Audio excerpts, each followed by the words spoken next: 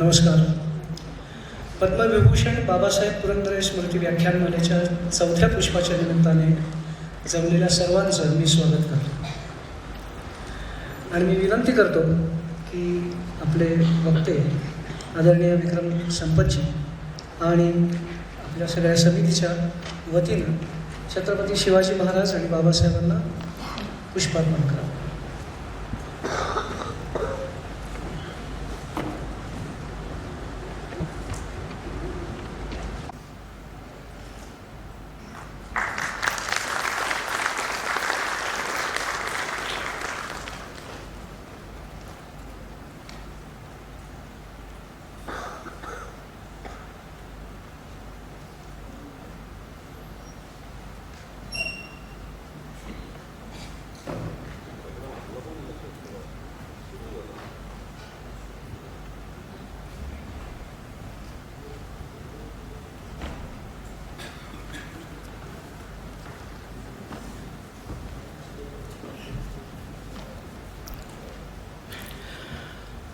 धन्यवाद. मी व्याख्यानमाला समितीच्या वतीनं श्री बाळासाहेब शेडगे आणि राजेंद्र ढुमे यांना विनंती करतो की त्यांनी आदरणीय डॉक्टर विक्रमजींचा सन्मान करावा.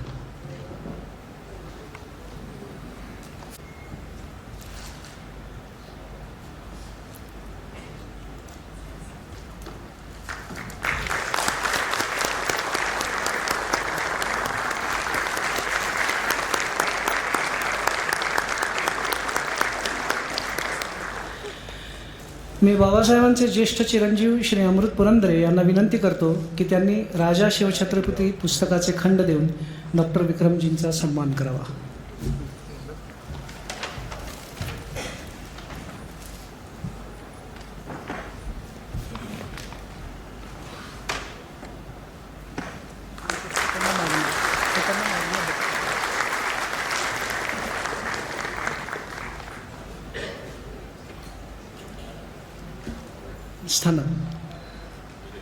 धन्यवाद. आदरणीय व्यासपीठ आणि डॉक्टर विक्रमजींना ऐकण्यासाठी आलेल्या सर्वांचे मी पुन्हा एकदा मनापासून स्वागत करतो. तीर्थरूप बाबासाहेबांच्या स्मृती व्याख्यानमालेतलं हे चौथं पुष्प आहे. बाबासाहेबांना इतिहासापासून राजकारणापर्यंत आणि कलेपासून विज्ञानापर्यंत सर्व विषयात रुची होती. त्यामुळे त्यांना रुची असलेल्या अनेक विषयातील दिग्गज महानुभावांना आमंत्रित करून श्रोत्यांना काही उत्तम विचार ऐकवता येतील असे ठरले आणि बाळासाहेब शेडगे, मी, राजेंद्र ढुमे आणि डॉक्टर रवींद्र लोहकरे यांनी बाबासाहेबांचे चिरंजीव प्रसाद पुरंदरे यांना हा विचार बोलून दाखवला. तेव्हापासून आजपर्यंत ते आमच्या पाठीशी उभे आहेत. त्यांचेही मी अत्यंत मनापासून आभार मानतो. तीर्थरूप बाबासाहेबांच्याच पुण्याईने आम्हाला जगाच्या पाठीवर आपल्या कर्तृत्वाचा ठसा उमटवणारे महानुभाव वक्ते म्हणून लाभले. यात थोर इतिहासतज्ञ आदरणीय गजानन भास्कर मेहेंदळे सर, भाजपचे राष्ट्रीय प्रवक्ते डॉक्टर सुधांशुजी त्रिवेदी आणि भारताचे सेनादल प्रमुख जनरल मनोज नरवणे यांनी आपले विचार या व्यासपीठावरून प्रकट केले. आमचे भाग्य असे की प्रत्येक व्याख्यानाला आपल्यासारखे श्रोतेही लाभले आणि आज आपल्यासमोर डॉक्टर विक्रमजी त्यांचे विचार आपल्यासमोर मांडणार आहेत. तीर्थरूप बाबासाहेब आणि डॉक्टर विक्रमजी यांच्यातलं एक साम्य असं आहे की दोघांनीही वयाच्या लहानपणापासूनच इतिहासाचा ध्यास घेतला, वेध घेतला. बाबासाहेबांनी लहानपणीच शिवाजी महाराज या विषयाचा ध्यास घेतला आणि डॉक्टर विक्रमजींनाही इतिहासाची जिज्ञासा निर्माण झाली. ती टीव्हीवर दाखवत असलेल्या टिपू सुलतानच्या चुकीच्या इतिहासाने. याच जिज्ञासेपोटी अभ्यास करून त्यांनी म्हैसूरच्या वडियार राजावर पुस्तक लिहिले. काश्मीरपासून दक्षिणेच्या राजांचा आणि पूर्वेपर्यंत सर्व राजांच्या शौर्याचा त्यांनी सखोल अभ्यास केला. समर्थ रामदासांच्या अभ्यासोनी प्रकटावे या उक्तीप्रमाणे ते विषयाच्या मुळाशी जाऊन अभ्यास करतात. सावरकर पुस्तक लिहिताना केवळ गांधी हत्येचा विषय लिहिण्यासाठी त्यांनी गांधी मर्डर ट्रायल पेपरच्या 11,000 पेपरचे वाचन केले आहे. भारतातील राजवटीतील राजांचा स्थळ काळाचा ते लीलया उल्लेख करतात. हेही त्यांचे आणि बाबासाहेबांमधील साम्यच वाटते. यावरून बाबासाहेबांनी त्यांच्या लहानपणीची एक गोष्ट सांगितलेली मला आठवते. लहानपणापासून बाबासाहेबांना शिवचरित्राचे वेड होते. वयाच्या 14व्या-15व्या वर्षीच त्यांचे शिवचरित्रातील सर्व सनावळ्या पाठ होत्या, मुखोद्गत होत्या. त्यांच्या घरी एकदा कोणी पाहुणे आले तेव्हा बाबासाहेबांच्या वडिलांनी त्यांना त्यांच्या शिवचरित्राच्या ध्यासाबद्दल सांगितले. तेव्हा पाहुण्यांनी बाबासाहेबांना विचारले की मी तुला शिवचरित्रातील सणावळ्या विचारू का? सर्व तारखा बरोबर आल्या तर मी तुला बक्षीस देईन. त्यावर बाबासाहेब म्हणाले चालेल, पण माझी एक अट आहे. तारीख बरोबर आली तर तुम्ही मला 1 पैसा द्यायचा आणि मी चुकलो तर मी तुम्हाला 1 रुपया देईन. इथे बाबासाहेब भूतकाळात जात डोळे मिटून मंद हसत बाबासाहेब सांगत, तुम्हाला सांगू, त्यांनी विचारलेल्या प्रश्नाच्या उत्तरातून मी खूप सारे पैसे मिळवले आणि 1ही रुपया हरलो नाही. विक्रमजी, आपल्यामध्ये आणि तीर्थरूप बाबासाहेबांमध्ये असे साम्य आहे. आज भारताच्या शौर्याचा, स्वाभिमानाचा, बलिदानाचा, प्रज्ञेचा, संस्कृतीचा इतिहास लोकांसमोर मांडणारे आणि सर्वात महत्त्वाचं म्हणजे इतिहासाच्या विकृतीकरणाच्या विरुद्ध अभ्यासे प्रकट होऊन आव्हान देणारे अत्यंत यशस्वी लेखक आपल्याला आज वक्ते म्हणून लाभले आहेत. मी त्यांचं पुन्हा एकदा मनापासून स्वागत करतो आणि त्यांचा परिचय करून देण्यासाठी सौरभ गोखले यांना आमंत्रित करतो. धन्यवाद.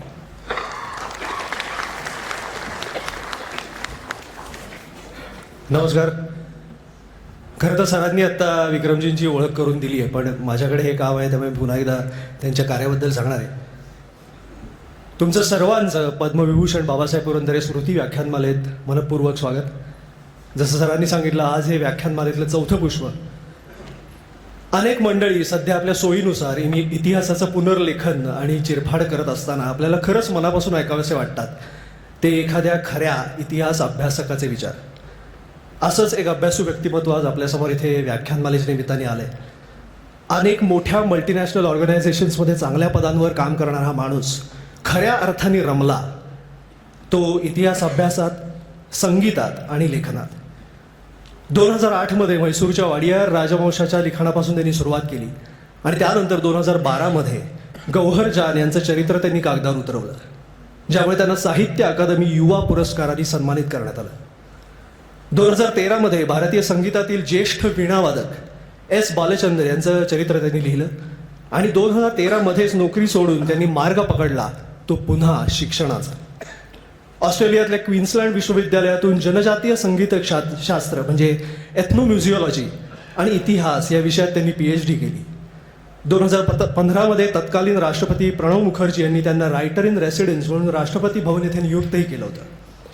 आणि त्यानंतर 2019 ते 2021 त्यांचं अशा एका तेजस्वी व्यक्तिमत्वावरचं लिखाण प्रकाशित झालं की त्यांचं नाव अक्षरशः घराघरात पोचलं. आणि ते तेजस्वी व्यक्तिमत्व म्हणजे स्वातंत्र्यवीर विनायक दामोदर सावरकर. 2 खंडांमध्ये असलेला, मूळ इंग्रजी भाषेत लिहिलेला आणि नंतर अनेक भाषांमध्ये भाषांतरित झालेला हा चरित्र ग्रंथ अतिशय गाजला.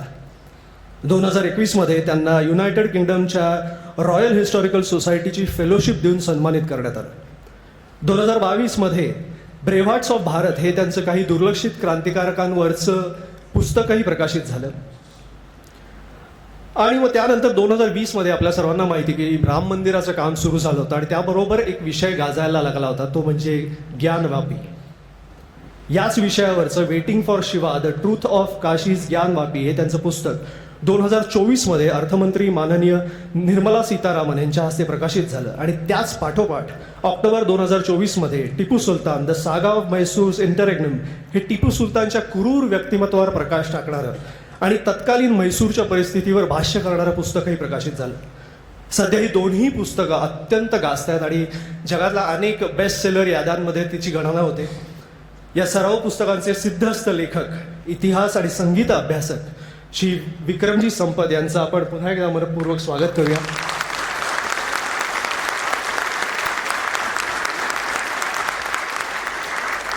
आणि आता तुम्ही त्यांचे शब्द ऐकायला आतुर असाल तेव्हा मी विक्रमजींना विनंती करतो की त्यांनी व्यासपीठाचा ताबा घ्यावा. धन्यवाद.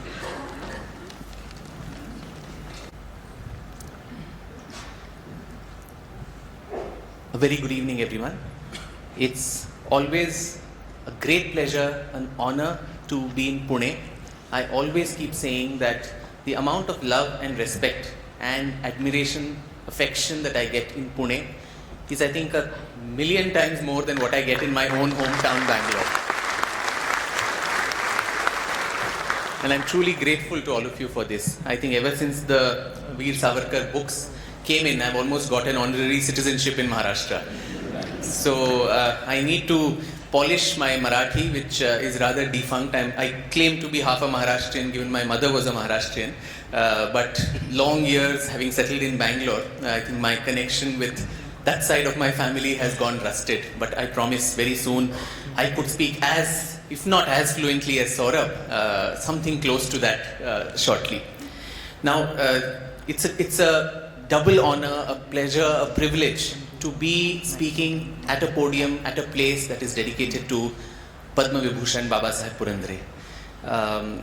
Someone whose entire lifetime body of work reflects the glory, the history, and the coming into cultural memory of Chhatrapati Shivaji Maharaj.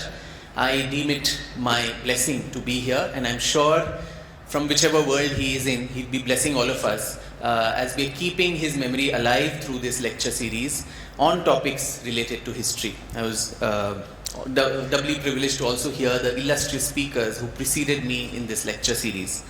Now, about this evening, there's been a lot of confusion about what the topic is. As of now, I really don't know what I'm going to actually talk about, because even the invitation hasn't printed that. So in the green room too, we were having is pe baat kare, us pe baat kare. So also my training in classical music helps me to do alap as we go. So it will be a lot of manodharma that will come out. So I thought I'll preface this and talking in this illustrious place, in the memory of such a renowned person. Why is history important for all of us? Maybe we could collectively deliberate on that, and I'll share some of my views on why history is important, and some of the areas which make it so relevant to national life, national security, our identity, all of these even to this day. But before I do that, just a show of hands, how many of you in this audience liked history as a subject when you were in school? Arey baap re, Pune has very good history teachers. I would not lift my hand if I were asked that, because I keep mentioning it everywhere that in school I think the maximum punishment I ever got was for history. Once my teacher had even taken a ruler and broken it on my palm for not drawing some map of Akbar's reign or something clearly, and the ruler had broken and a splinter had gone into my palm. And I just, for the life of me, couldn't understand why we as children need to mug up and memorize who succeeded whom, who was whose husband and wife, and which war was fought in which era. But only as you grow up, you realize that it is not just a subject which you mug up and vomit the facts out and get done with it after the exams. It is something so deep-rooted, it is almost like a mirror in which we can identify ourselves as a nation, as a civilization, and as a people. And as George Orwell, the English novelist, had said, he who controls the past controls the future. And this one aspect of history being something so controlling of your mind was understood very, very clearly by our colonial masters, the British, and also more so even post-independence, the rulers who came after independence. We still are grappling with some of the distortions, some of the misrepresentations that both the colonial and the post-independent era history has taught us to believe. So in this talk, I'll try to address some of that and also try to draw those lines to today's relevance, today's life, as I mentioned. The first and most important, distortion, if I can say that, of colonization itself. Now, India has faced a series of colonial attacks. We only talk of 250 years of British colonialism, but dare I say, it's been about 800 years preceding that of Middle Eastern colonialism, if we can call that, where the Arab, the Turkic, the Mongol, or the Timurid, which is also called the Mughal invasions happened, which deeply wounded this civilization in many ways. In fact, American historian Will Durant had said that the Islamic conquest of India was one of the bloodiest tales of human history, not just of Indian, but human history. But I think the worst was yet to come with British imperialism, where in just 250 years, they managed to subjugate so much within. They eradicated our cultural memory, they destroyed native industry, they destroyed our educational institutions and our judicial systems. And of course, the biggest irony is today I am talking in the language that they left behind as a legacy, and that has become the connecting lingo of Indians. And this colonialism, when we talk of today, the world over, the talk is about decolonization and so on. Colonization, according to me, happens in three spurts or three waves. One is, of course, political subjugation, where you go and make a colony outside your home country, and that is something that is under your control. The economic colonization, where resources, raw materials from the colony are shipped back, are bought at cheap or free rates, and then shipped back to the parent country, remanufactured and brought back at higher costs to destroy the native industry, which is what the British did. All the Manchester mills there that ran on Indian textiles, the muslin and various industries that were killed. The third one, which is the more difficult one, is the cultural and intellectual imperialism. Now, the first two are relatively, easier to get rid of. We continued struggle, we got our freedom, political freedom. Economic freedom, today we are probably, ahead of our former colonizer in terms of being the larger economy than them. But the third part, the cultural and the intellectual part, that is the more difficult one to get rid of. And that is because it is so deep-rooted in our psyche. And the British understood this. So if you see that infamous minute of Thomas Babington Macaulay in 1835, where he postulates what is the objective of English education in India. He clearly states that this objective of English education is to create a vast group of interpreters between us and the millions whom we govern, who are only Indian in their skin color and their blood, but they are British in their tastes, in their opinions, in their morals and their intellect. These were the four pillars on which they were supposed to be British. And if you actually analyze, I think we are that in the taste, in the kind of clothes that we wear. Okay, I am at least saved of that today, but by and large, the clothes we wear, the food we eat, the language we speak, and being totally disconnected from our own rituals, our own traditions, looking down upon them as superstition, as something that is backward.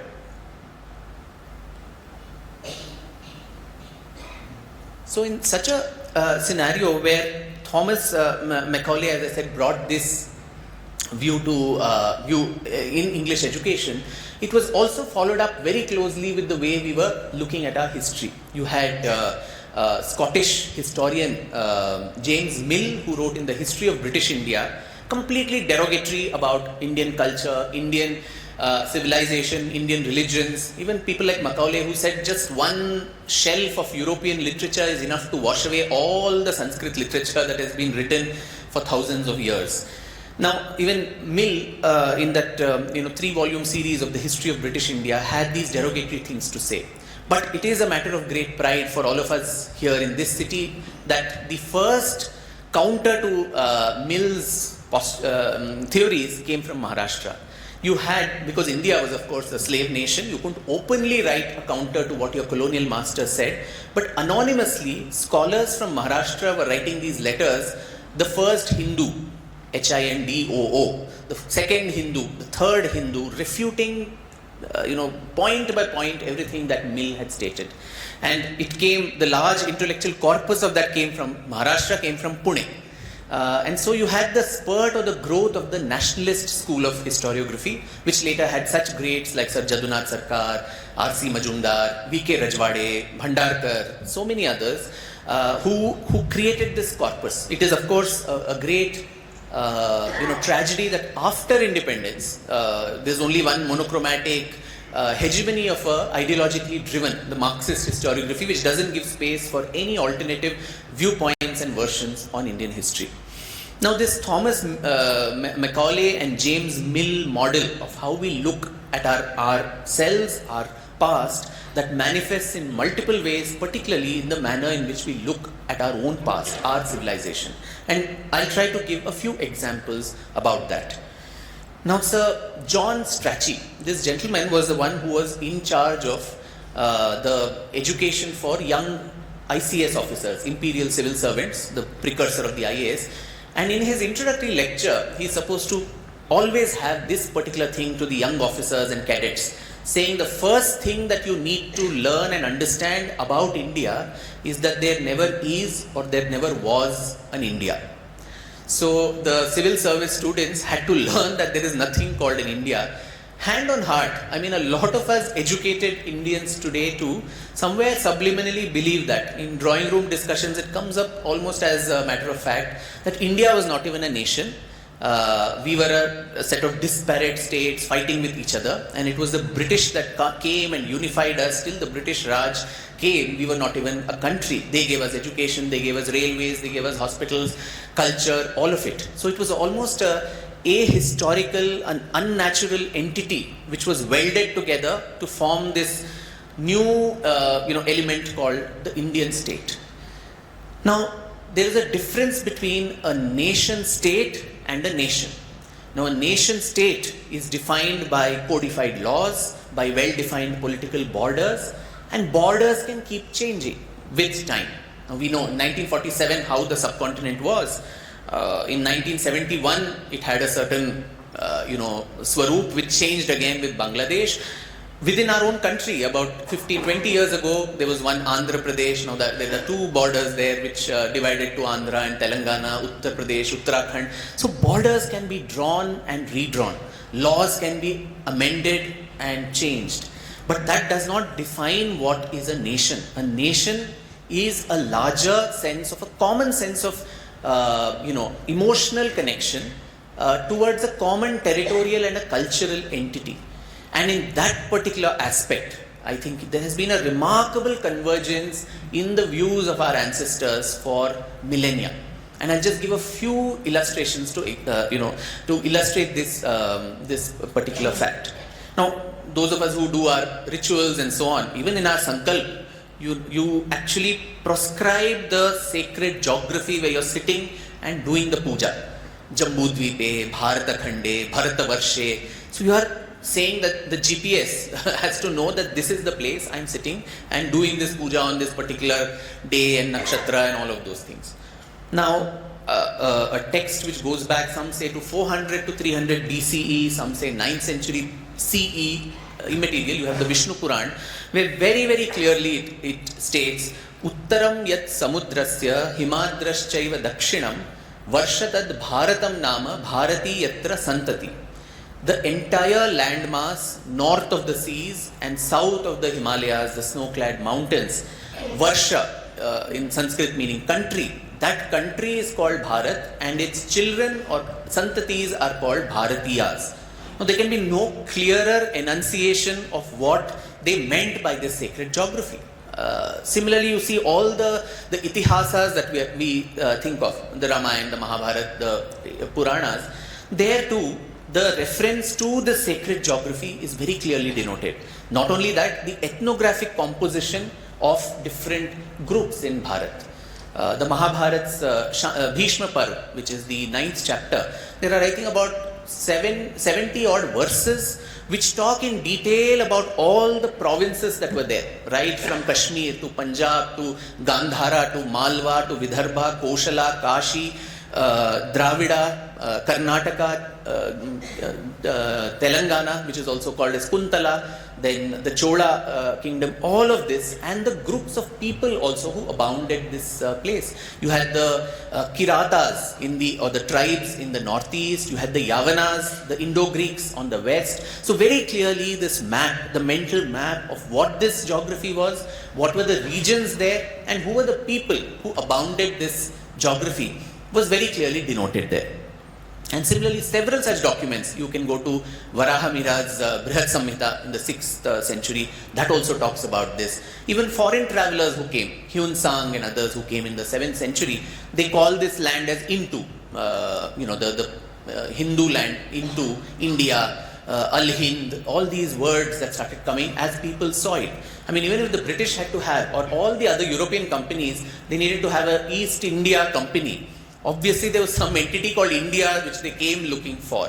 So this first thing that there was nothing called an India, that itself, it strikes at the very core of our identity, right? I mean, it makes us feel that we were not even present as a group and we've just been put together.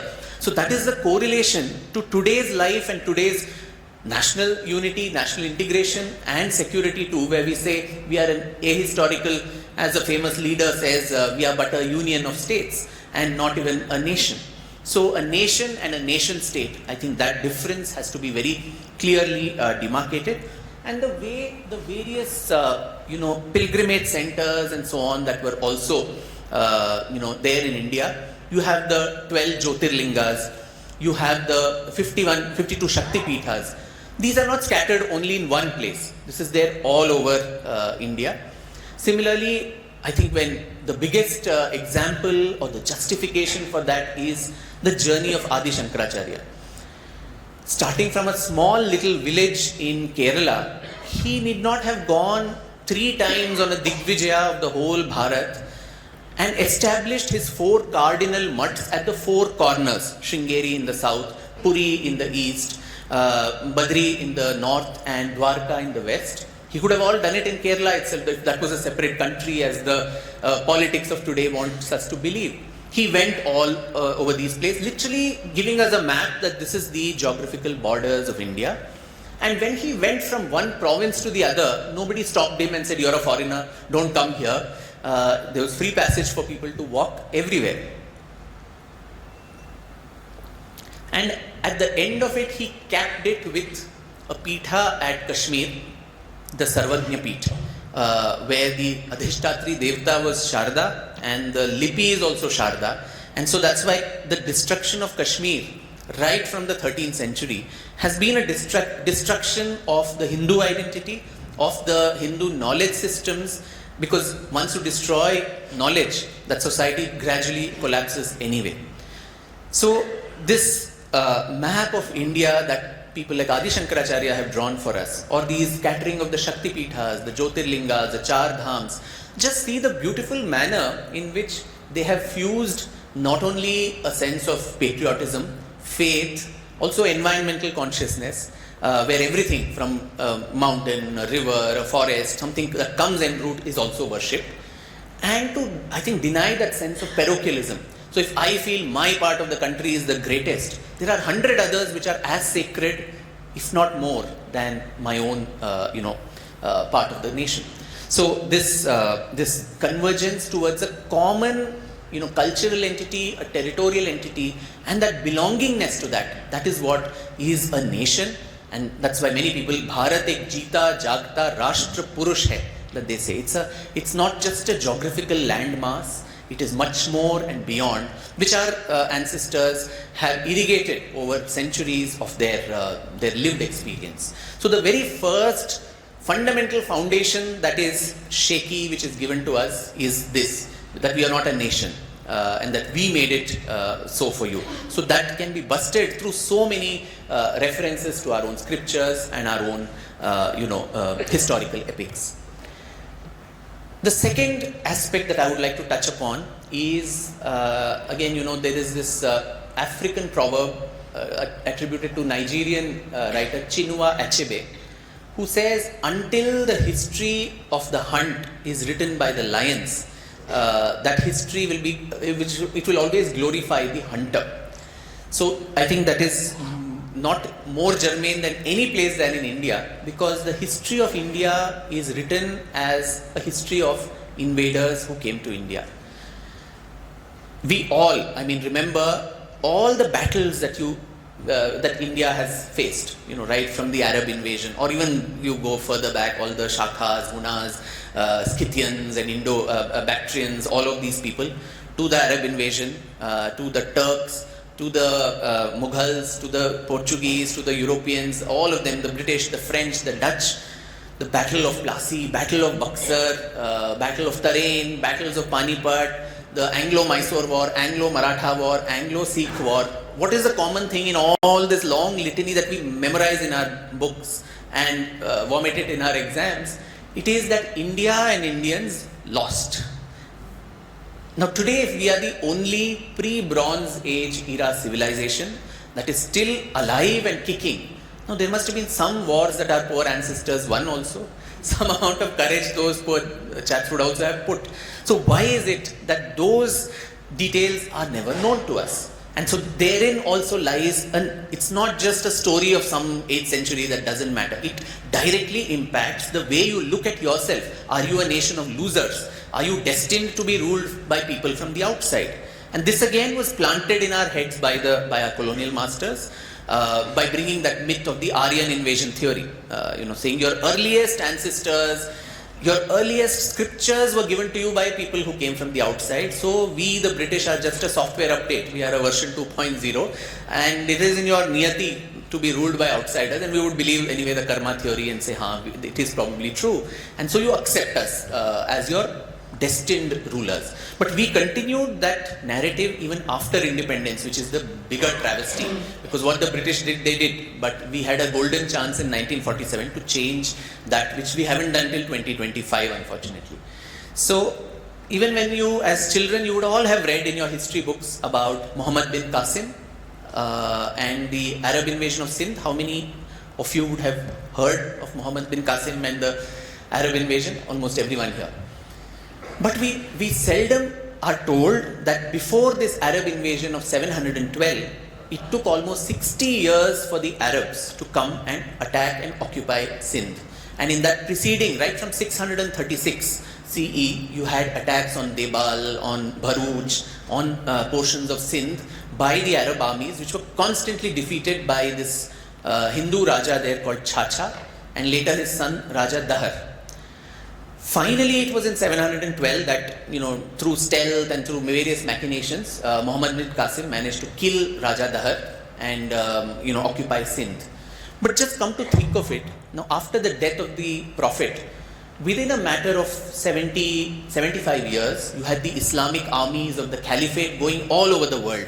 So you had empires like the Byzantine, the Sassanid empires, collapsing like a pack of cards. You had the Byzantine Empire, Syria, Egypt, Palestine.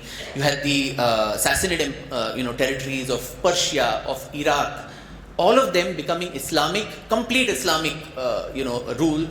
Within 20, 30 years, they managed to convert the entire place. And so deep was the allure of Islam that even the Mongols who were responsible for the defeat of the Caliphate, they also later adopt Islam. But after 712, the first Islamic Sultanate that was established in India was in 1206. 500 long years, 5 centuries, our poor ancestors have been pushing back and not ensuring that an Islamic Sultanate establishes here. So who were these and how did that happen? Now the Arabs would not have been convinced or happy with just that narrow portion of Sindh. They would have wanted more and they had expansionist plans. But during that time, and that is what we are not told in our history, is there were strategic alliances that Hindu rulers of India actually did. Of course, you had the Hindu Shahi rulers in the northwest, whereas Afghanistan and Pakistan today, who were pushing back these invaders. But within the Indian mainland too, Lalitaditya Muktapida of the Karkota dynasty of Kashmir, forming an alliance with his enemy, Yashovarman in Kannauj. They would fight with each other on a regular basis, but when the external attack came, they would get together to repel him. Again, get back to fighting, which is what I think if you put 3 Indians in a room, they'll never be able to come to a consensus on anything, is what most people say. We do a lot of Shastrarth about everything. But they realized that there is an external aggressor, us versus them, was very clear in their minds. Similarly, you have various such people. The Gurjara Pratihara ruler Nagabhatta the first. You had the Gurjara ruler Jayabhatta the fourth. The Lata ruler Pulakeshi Raja. You had the Chalukyan ruler Vikramaditya the second. And his successor Danti Durga, who later became the Rashtrakuta ruler. All of these people come even from this part of the country, Western, Deccan and West India and Northern India. They all formed strategic alliances to push the Arabs back constantly, and they never managed to get hold of a land beyond Sindh. So isn't it important for us to know these people and these names rather than know only the names of the invaders to whom we lost? So that is one area. Similarly, you had people like Rani Naiki Devi in Gujarat, who defeated the forces of Muhammad Ghori in a battle called the Battle of Kasarhada. This was in 1178, and Ghori thought, it's a woman who's ruling, so Asani se Gujarat can be captured. But he was in for a shock, and she defeated him. And so humiliated was Ghori that he never turned back and attacked again. And this was not limited only to rulers and kings and queens. When in our books, we are always told Muhammad Ghazni came 17 times or 18 times. What were we doing? Were we all just sitting and allowing him to do that? No, we were not doing that. There were constant pushbacks there to the Hindu Shahis were doing. And when Muhammad Ghazni also goes to Somnath, that's a story in itself, because the Chalukyan ruler there, Bhim Deva, he has got scared and he has run away.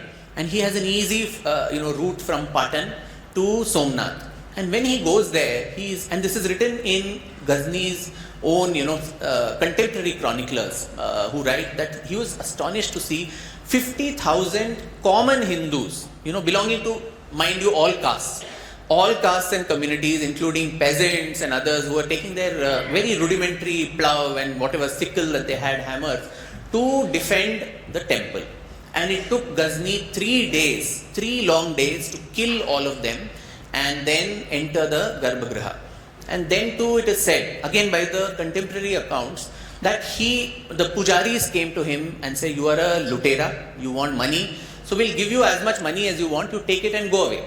Now to that, the contemporary records say Muhammad Ghazni laughs, and he says that if I do that, my legacy will be that as a buton ka vyapari, a trader of idols. I do not want to be known as a trader of idols, I want to be known as a breaker of idols, or a butch shikan.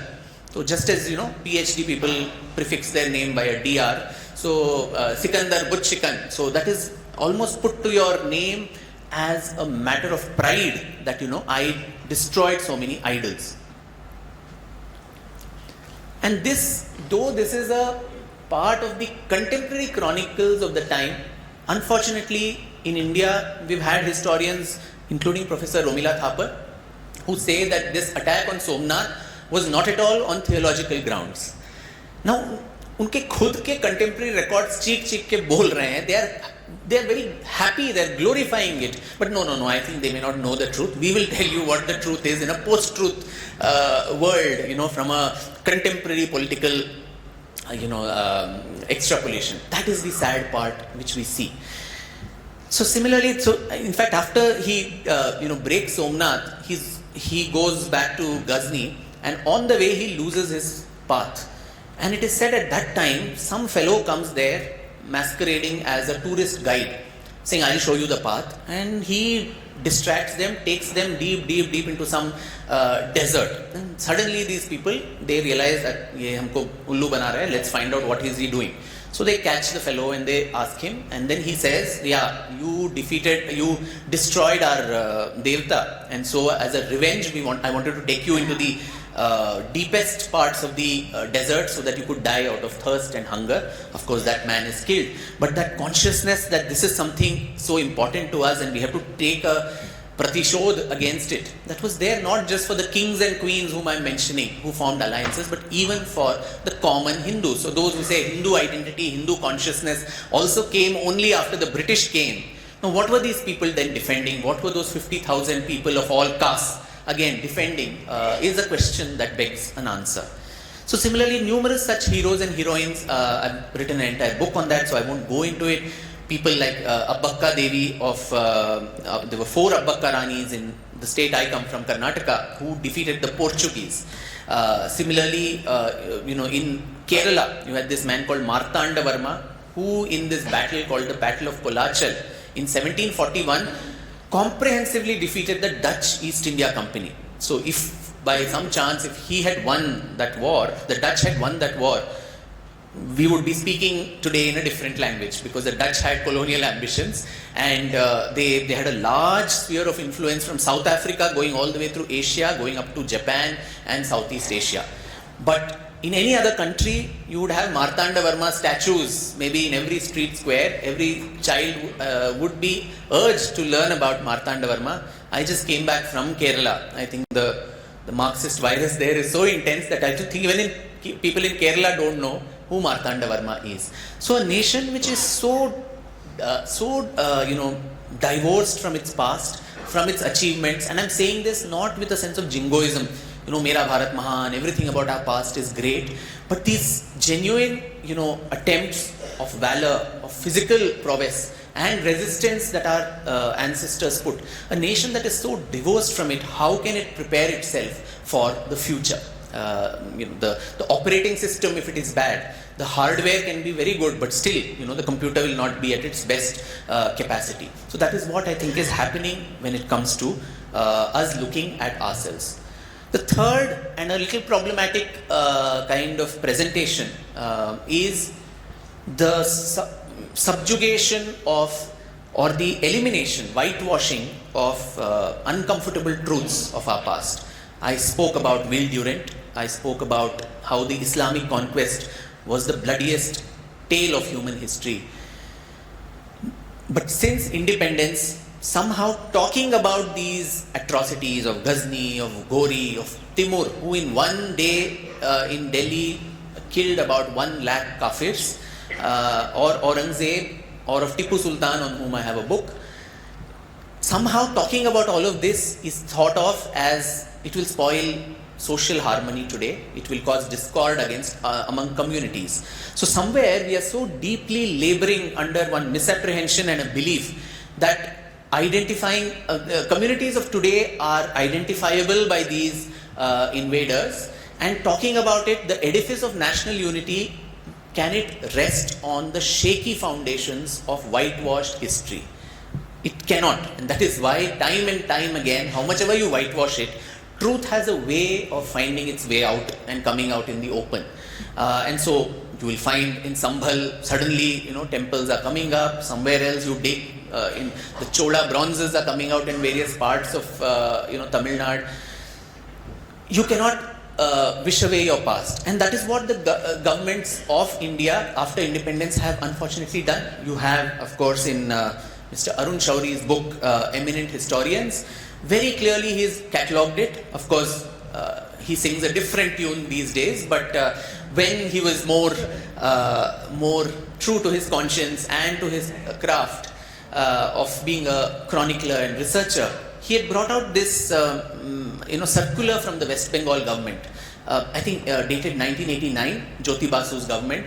It had 2 columns. The committee had done a survey of all the history textbooks in schools and colleges and put 2 columns. One was called Shuddho and the other Ashuddho.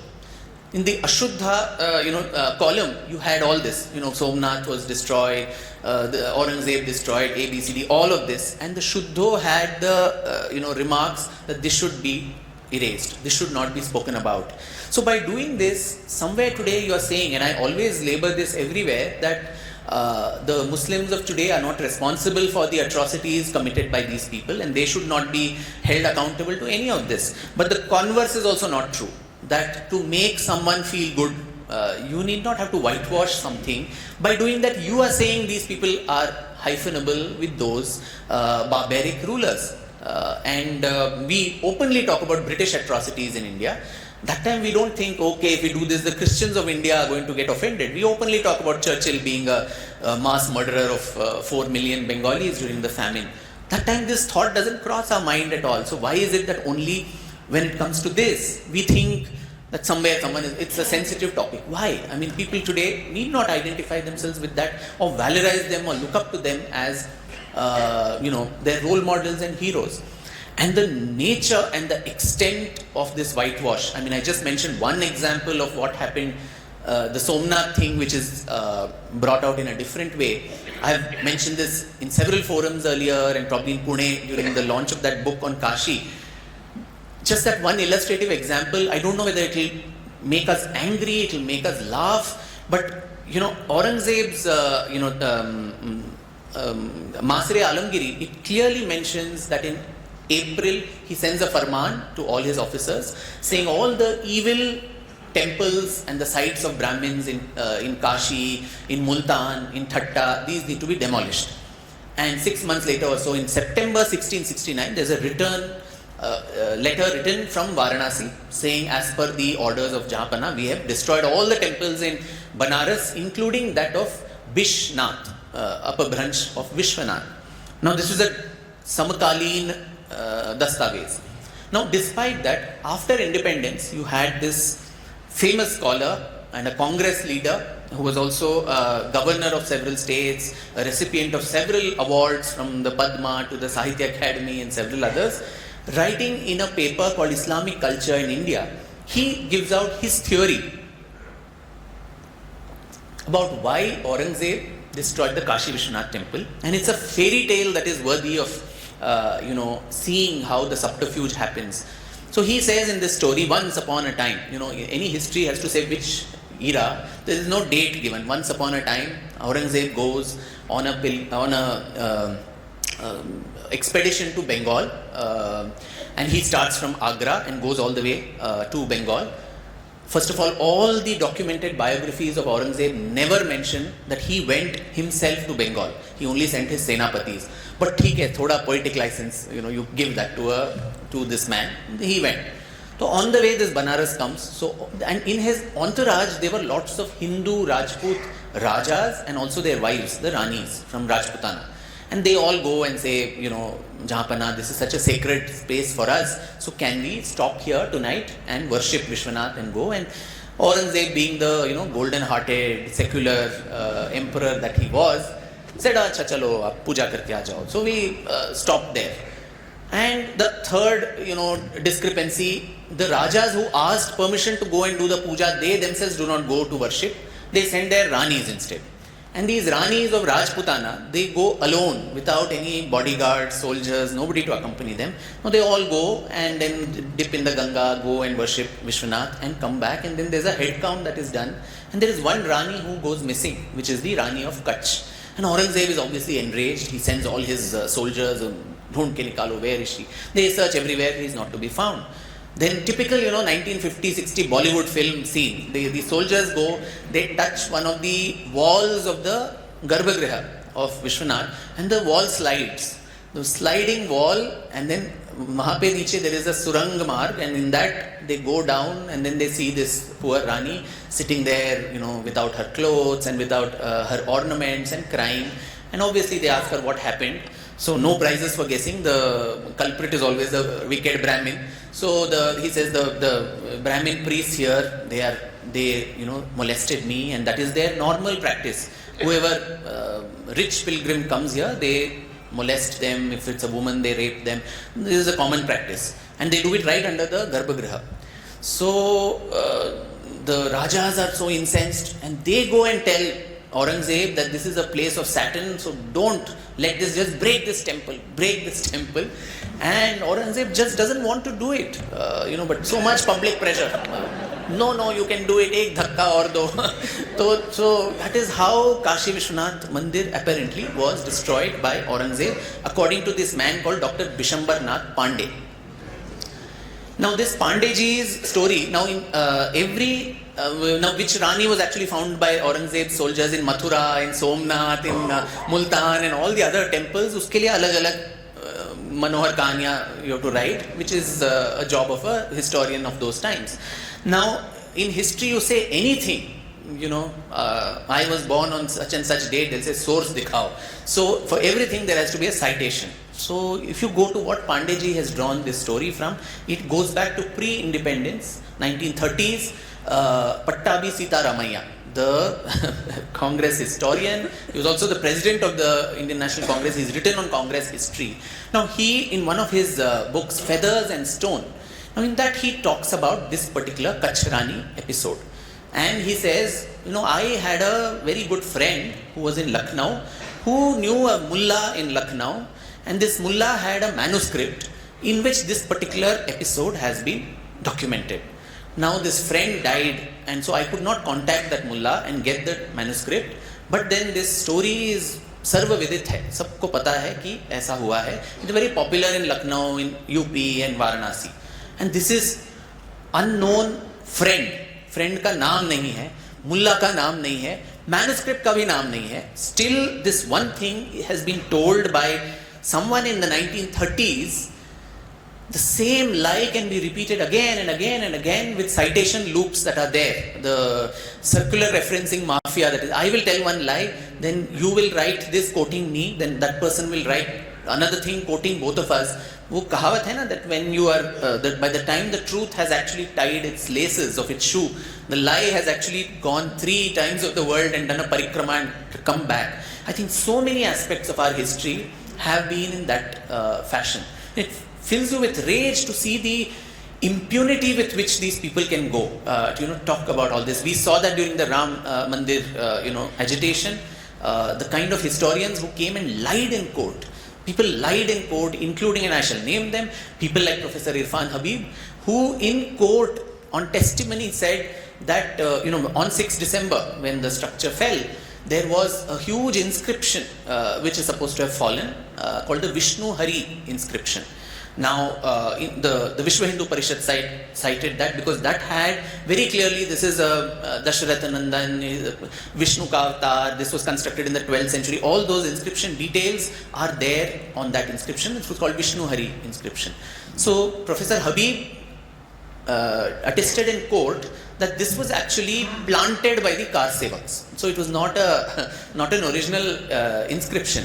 Now it is a huge inscription, you can't just keep it in your pocket and come in. And on a day when the whole world media was there, how did Kar Sevak just come and put it? We don't know. And so the court asked them, the judge asked them, and people like Dr. Meenakshi Jain and others have written about these in her book Battle for Rama, for those interested to see more details. So he says it was stolen. So in whose custody was this inscription? The judge asked. Even if they had to bring it, from where did they bring it? So they stole it from the Lucknow Museum, from a private collection. He was the first lie. Whose private collection? No reply. Then they said, okay, it is from the Lucknow Museum. Acha, so they, during that time in the Prime Minister's office, during VP Singh and Chandrasekhar's time, there was a special officer in charge only of Ayodhya. And this man goes and checks in the Lucknow Museum, has there been ever in their catalogue something called Vishnu Hari inscription? Was any inscription missing out of that? No. And so then, maybe it is probably that. And then the chickening out is so easy without even giving any accountability to anyone. In Meenakshi Ji's book, if you read, you have people from Aligarh, from JNU and other historians who come. It is hilarious at one hand and you get angered on the other hand.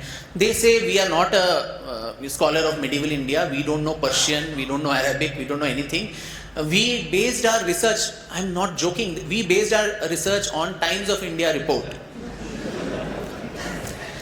And on the other side, you had the poor VHP giving bundles and bundles of information about where they were basing it from, all the foreign traveler accounts, this and that. We have come here based on media reports. One fellow even said, I started my PhD so many years back. I finished it during Mulayam Singh Yadav's tenure. I don't know why that was relevant to even be told in court. But you see, the manner in which these lies were told, and the best part is they have gone away scot-free. No accountability. It's actually someone like Dr. K.K. Mohammed has mentioned in his book Jnaan Noru Bharatiyan, I an Indian, that the Muslims would have been very conciliatory, saying we'll give away these spaces which are sacred. It was these people who egged them on, saying no, we have the evidence, we will show it otherwise, causing so much of unrest in society, hatred among the two communities. So is there no responsibility and accountability for the historians of that time towards the society? And today, in fact, when the Kashi Gyanvapi case was going on, so people like Vishnu Shankar Jain and Hari Shankar Jain, who put everything of their lives at stake. We recently had a report which also said Vishnu Ji was, there was a very big attempt to murder him recently and so on. During Sambhal, he's done that in Bhojshala, in Dhar, and of course Kashi and Mathura. They've been doing that, and even he comes and, with all these facts, an 800-page ASI report which talks about how that shrine was a ancient mandir. On the television channel, some fellow from the other side will say, no, Kach Rani ko aisa hua tha, isiliye. 3 PhDs have been written which incorporate this Kach Rani story, by the way. So that is the level of academic subterfuge where history is used, misused, abused and weaponized for today's contemporary politics and they go away scot-free. Even when Kashi thing was going on, you had the same venerable Professor Habib coming up on a social media platform and saying that हाँ मंदिर तो तोड़ा गया था, thank God at least he agreed that it was broken by Aurangzeb, but वो विश्वनाथ का मंदिर था या नहीं हमको पता नहीं है. अब मासरे आलमगीरी itself says वो विश्वनाथ का मंदिर है, तो why this skepticism कि विश्वनाथ का था या नहीं?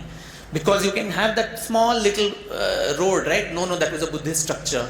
So under the Hindu temple, just as the Muslims persecuted the Hindu temples, the Hindus did the same to the Buddhists. You have to bring those aspects. So you keep that little window open. Thankfully, these days no one takes, I think, him much seriously. And so that whatever he asserted also went away. But just to give you an idea of the manner in which history can be distorted, weaponized in today's life. This is not just an academic research which we are doing. Now similarly, this whole issue of Tipu Sultan we were discussing in the green room, Colonel Purohit and others were talking about how suddenly this man has been foisted as the first freedom fighter of India. But before I do that, I must tell you all one interesting incident. In September 1965, during the war, with India-Pakistan war, the Pakistan Navy deployed 5 Navy ships against Bharat, and that was actually called Operation Somnath. Very reminiscent of why it should be called Operation Somnath. You draw inspiration from Ghazni, obviously, and it was to attack Dwarka. Now, what were the names of these 5 ships? It was called PNS Babar, PNS Jahangir, PNS Shah Jahan, PNS Alamgir against after Aurangzeb. The 5th ship was PNS Tipu Sultan. Now I can still understand why the first 4, the Pakistan was a part of the Mughal Empire, so they are our ancestors too. But somewhere Sudur Dakshin mein, Kannada speaking province, Tipu Sultan, why is he an inspiration for someone in Pakistan? And that was not 1965 alone. You had Imran Khan, I think, on the floor of the parliament in Pakistan actually talking about how I take inspiration from Tipu Sultan, I emulate him. Now Tipu was killed in the fort of Srirangpatna on 4th of May 1799 anonymously. I don't wish that for Imran Khan for sure, but he seems to somehow draw inspiration there. And it becomes very, very clear that the people whom these anti-India forces, our enemies, actually take as role models, they are the same people who are being eulogized by and given cover fire for by particularly historians, because as I mentioned, George Orwell's statement is 100% true that he who controls the past controls the future, controls how you think about yourself basically. Now, Tipu was a great freedom fighter and so on is what is told to us. But here was a man who was fighting the British, no doubt, a very, very brave soldier who fought the British tooth and nail. It took the British 4 wars, the Anglo-Mysore wars, to subjugate the province of Mysore. But at the same time, he was also taking the help of the French in this war. So by some stroke of luck, if he had won, whole of India would have been maybe a French colony, because the French had no less colonial ambitions than the British. We had seen that in the Carnatic wars that were fought, Dupleix and Robert Clive and all of those people. And along with that, a more dangerous thing, the appeal to the larger Muslim Brotherhood or the Ummah. You have documented letters which I have put in my book, which talk about how he sent these emissaries to the Caliph, the Ottoman Caliph in Constantinople, the Shah of Persia. Also 2 years before his death, he writes a letter to Zaman Shah of Afghanistan, the Durrani ruler. Chilling account of what he writes in that letter. He has a plan. He says, you invade India, let us do it over a 2-year period, and in the first year we will drain away the north of India from all the kafirs, the infidels, and in the second year we'll flush out whole of South India and the Deccan from the kafirs. Then we will meet midway and we will divide this whole subcontinent among ourselves and reclaim it as an Islamic Sultanate. Very, very clear prescription which Zaman Shah accepts and tries to come, but by then the British have intercepted it, and before he goes further in that plan, he is killed.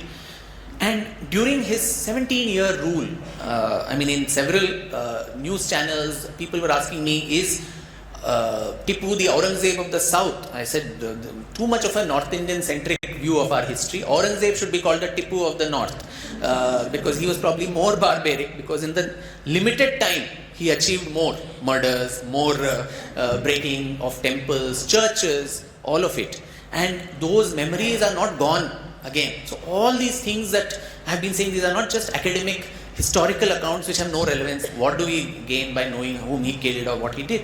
It has a relevance because communities today have that intergenerational trauma and memory associated with it. In Mysore, there's a group of Brahmins called the Mandyam Iyengars. 700 men, women and children of that community brought to a temple on the eve of Deepavali, on Narak Chaturdashi, and on a pretext of giving them a feast. And while they were eating, the doors were closed and elephants sent in, and they were all trampled to death. Now to this day, after 250 years, that community of Mandyam Iyengars do not celebrate Diwali, while all of us do. They observe it as a day of mourning, and the Diwali actually is celebrated, I think, a week later or something. So that memory is still there. There's an intergenerational trauma there. Similarly, the Christians of Mangalore and Canara, 60,000, 70,000 of them literally dragged by the feet of elephants. Pregnant women being forced to walk miles and miles, 300 kilometers between Mangalore and the capital city of Srirangpatna. Many of them delivering babies on the way, some dying, no arrangements for proper funeral. And these are written by memoirs of the contemporary, what they have suffered. Some of them have documented it, saying, dogs and jackals were feeding on the corpses. And once they went there, if they did not convert, their noses and lips would be cut off and they would be put on donkeys and paraded and so on. Similarly, the Kodavas in Coorg. Now, to this day, every year on 12th of December, the Kodavas, who never allowed Mysorean imperialism against them, they put up a very brave fight on 12th December. Again, false alarm saying, let us make peace with each other. They were all called to this place called Devati Param. And while they were asked not to bring their weapons, then they trusted him and came unarmed, and they were literally and figuratively stabbed in the back and killed. So till today, the Kodavas, the Kurgis actually see this as a day of martyrdom for their ancestors. I just came back from Kodagu about 2-3 weeks back. The outpouring and the catharsis, there even the stray dogs are named after this man. Though as a dog lover, I find that as an insult to the dog. So, but it's really the wound is still fresh. It is not archived and it is purani baat, bhul jao, zakham bhar gaye hain, to kyun kured rahe ho? No, it's not. It is still very rife in community. Similarly, the Nayars, the Thiyas in Malabar, North Kerala, against whom untold atrocities were committed. And these are all written by, as I said, Aurangzeb's Masri Alamgiri, Tipu's own letters. In one letter during the Coorg invasion, he writes to his commander called Zainul Abidin Shustri. He says, not only the living prisoners, but also the dead need to be converted. Dead bodies also circumcised and converted. This is written in his own letter. There's no interpretation, no, I am thinking this, that. Straight from the horse's mouth. But we will deny that. We'll say, no, this has not happened. And worse, you go one step forward and also celebrate a Tipu Jayanti, which used to happen in my state. So someday, what happened in that temple would be very similar to what General Dyer did to the Indians in Jallianwala Bagh. So I say someday we may have a Dyer Jayanti too, being celebrated in this country. It's almost the same kind of thing. I don't subscribe, to some of the BJP's view that we'll remove this person from the history textbook. You cannot wish away your past. You just because you don't like Tipu Sultan, he's an inevitable, ingredient of your past. Don't glorify him. Don't demonize him. Just put the facts as they are, and that is enough for us to see where a particular individual, what was his disposition during various parts of his regime. So this third aspect that I spoke of, it took a longer time than I thought, is about these deliberate whitewashing on this assumption that talking about it will make communities today feel khatre mein hai, dar ka mahol hai, all of that, which need not be at all. The last aspect before I throw it open for questions would also be on the way we look at our freedom movement. And talking about that in Pune, I think is most appropriate, because the place that gave the maximum kind of shivers to the British, Raj, even after the Peshwas were defeated, was Pune. And you see that not in something I say or you say, but some of the letters exchanged between the governor of Bombay and the viceroy in the 1870s, Lytton and Ripon, are writing to each other. And he says that the Brahmins in Maharashtra, they will just not be mollified by anything. Even if you give them some positions in administration or whatever, they know that we have taken this country from them and not the Mughals. As is told to us, almost that whole of 18th century is a Maratha century, where Atak se Katak to Rameshwaram, it was under the Peshwai flag.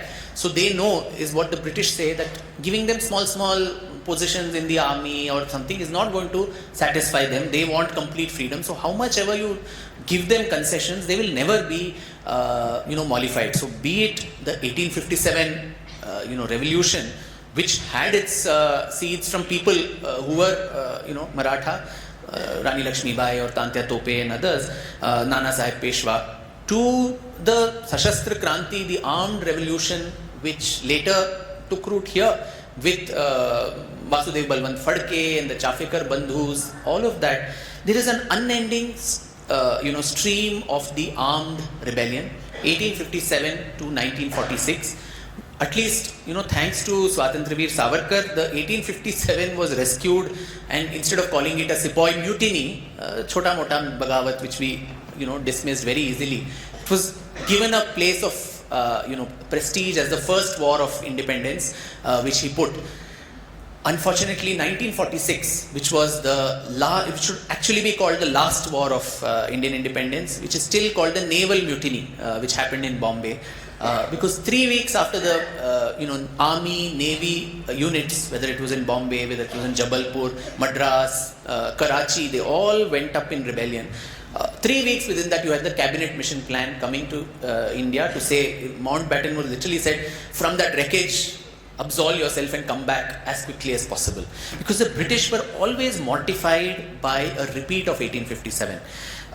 Even during the peak of the Second World War, the majority of the British Indian Army was composed of Indians. Maybe just a handful, 2,000, 3,000 Europeans. The rest of them were of Indian origin.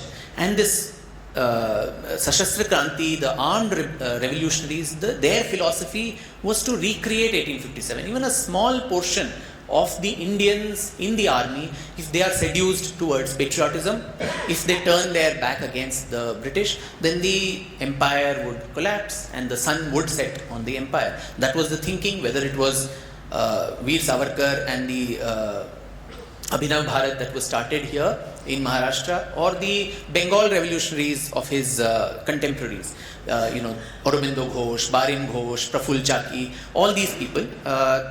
It was the same, and that continued even later. You had the Gadar movement all through the First World War, where at a time when there was no WhatsApp groups to communicate, intercontinental, sitting in Punjab or Maharashtra, they were able to coordinate an intercontinental attack on British India through Germany, then North America, through San Francisco, Canada, and also Southeast Asia and Singapore, saying a simultaneous Bagawat in all the British tukdis, how that could lead to a collapse of the empire. You can imagine, of course it was not successful, because the British intelligence was anyway better than these small operatives who did not have that kind of technology. But the fact that they understood strategically. But how are we taught the revolutionary movement? It is almost taught to us like a footnote in our history textbooks or other books, that they were isolated events of bravery. Some young hot-blooded boy threw one bomb on someone, and he was immediately caught and taken to the noose and so on. So bas one small thing, but the larger narrative is de di hame azadi bina khadag bina bhal, sabarmati ke sant tune kar diya kamal. But I'm not disparaging the non-cooperation movement, the satyagraha which Gandhi began, because that I think brought Indians together, gave us at least that unending thirst or hunger for freedom. But to say that that was the cause for us getting our independence is far from the truth. It was one of the many causes, and a large part of it, bina khadak, bina bhal, without shedding blood, it did not happen. And that too, if you connect it to what I said earlier, the whole Kshatriya spirit of this country, that we were brave, we could give resistance, we could push our invaders back, whether it was in the 7th century to the 1947, that emasculation of our own, sense of our identity, that is what finds its reflection even in the way we look at our freedom movement. And so, at multiple levels, if you see all these chapters, and I think in the course of this, how long has it been? About an hour. I touched upon right from the ancient times to the medieval India to early modern to modern times, till the freedom. Almost all of that has some bearing or the other to, as I said, to our nation today, to our sense of identity today, to national unity, to security, and so on. And so, Voltaire, a quote that is attributed to him, says that history is the lie that is commonly agreed upon. So, but then unfortunately in the case of India, I think even that common lie on which we can all agree upon eludes us. It is necessary to have multiple viewpoints, distinctive viewpoints on Indian history. And the tragedy has been that ever since independence, what the first Hindu, the second Hindu from Maharashtra could write rebuttals. Today, if someone does that, you are a Sanghi, you are a communal, you are on the payroll of some BJP or RSS or some leader. That is the sad part. Telling the truth makes you a bad person. But Pandeji and others are the kinds whose stories will be quoted and re-quoted. But I hope at least now अच्छे दिन आए हैं. So hopefully at least such discussions are happening in public, which would have been anathema maybe a few decades ago. And talking about all of this in a place as sacred as this, which is dedicated to someone who spent his lifetime resurrecting the memory of that brave resistance to invaders, Chhatrapati Shivaji Maharaj, to Baba Sahib Purandare.